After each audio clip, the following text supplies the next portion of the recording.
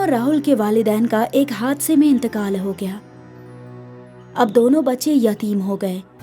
मीना और राहुल के रिश्तेदारों में बस उनके एक मामा सुकेतु ही थे।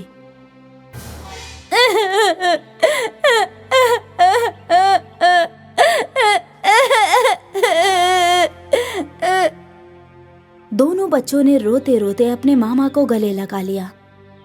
आज से तुम दोनों मेरे साथ रहोगे। चलो बच्चों, घर चलो। लेकिन जब सुकेतु बच्चों को लेकर घर पहुंचा तो वहां उसकी बीबी रश्मि दरवाजे पे गुस्से में खड़ी थी। मैं इन दोनों को अंदर नहीं लूंगी। क्यों? क्योंकि अगर ये दोनों घर के अंदर आ गए तो मेरी पूनम के मुस्तकबिल का क्या होगा।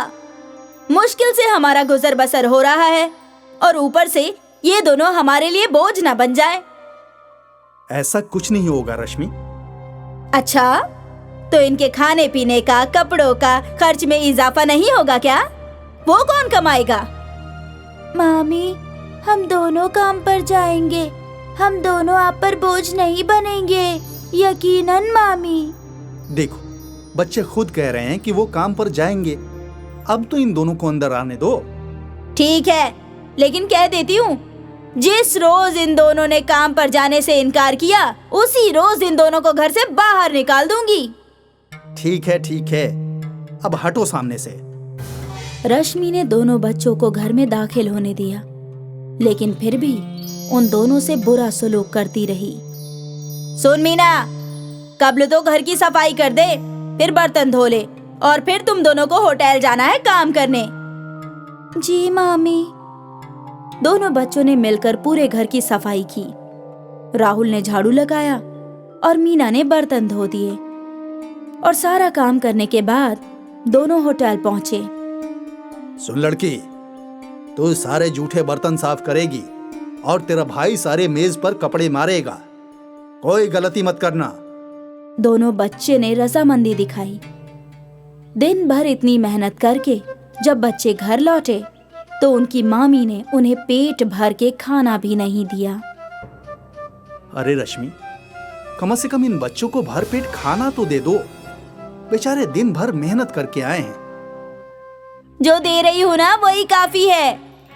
वैसे भी ज्यादा खाने से दोनों सुस्त हो जाएंगे और फिर काम कौन करेगा? ये खातून है या डायन? बेचारे बच्चों पर इसे जरा भी रहम नहीं आ रहा है। सुकेतु को ये सब देखकर बहुत बुरा लग रहा था, लेकिन वो क्या करता। उसकी बीवी के आगे उसकी एक नहीं चलती। अगले रोज सुकेतु लड्डू लेकर आया। रात के खाने के वक्त रश्मि ने सबके प्लेट में लड्डू रख दिए, सिवाय राहुल और मीना के।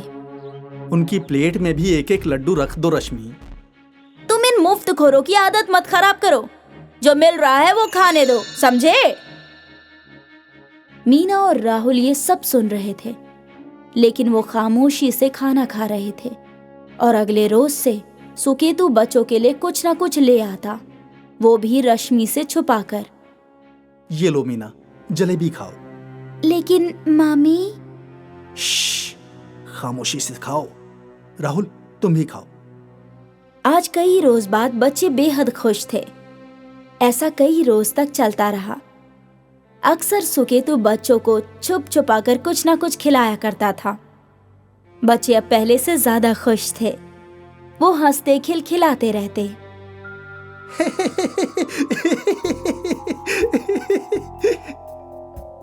दोनों बच्चों की ये खुशी उनकी मामी रश्मि को खलने लगी। मैं इनसे इतना काम करवाती हूँ, फिर भी ये खुश कैसे? और एक रोज रश्मि ने सुकेतु को बच्चों को पकौड़े खिलाते हुए पकड़ लिया। सुकेतु, ये सब क्या है? तुम इन दोनों बच्चों के पीछे अपने सारे पैसे लुटा दोगे? नहीं रश्मि, मैं तो बस खुद के लिए पकौड़े ले आया था, तो थोड़ा इन दोनों को भी दे दिया बस। अच्छा, मुझे सब खबर है। इन बच्चों की वजह से तुम झूठ बोल रहे हो। कल अपनी सारी जायदाद इनके नाम कर दोगे और मैं और मेरी पूनम सड़क पर आ जाएंगे।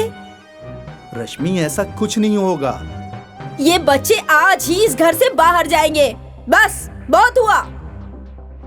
रश्मि ने धक्के मारकर दोनों बच्चों को बाहर फेंक दिया।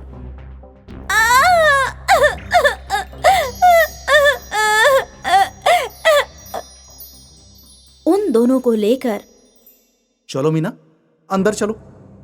नहीं मामा, मामी को हमारे यहाँ रहना पसंद नहीं है, तो हम यहाँ नहीं रहेंगे। लेकिन कहाँ जाओगे? वापस अपने घर।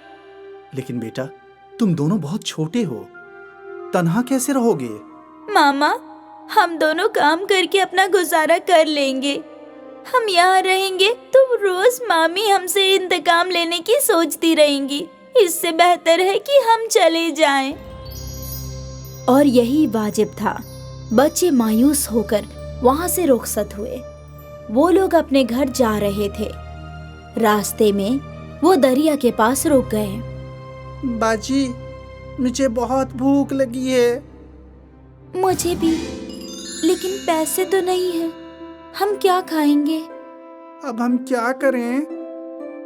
माँ ने कहा था कि जब भी कोई मुसीबत आए तो ऊपर वाले को याद करना।